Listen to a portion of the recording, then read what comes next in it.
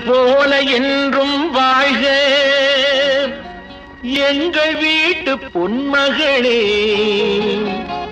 வாழை கன்று போல தலைவன் பக்கம் நின்றிருக்கும் குலமகளே. திருநிறை செல்வி மங்கையர்க்கரசி திருமணம் கொண்டாள் இனிதாக. என் இருவிழி போலே இருவரும் இன்று இல்லறம் காணட்டும் நலமாக, இல்லறம் காணட்டும் நலமாக.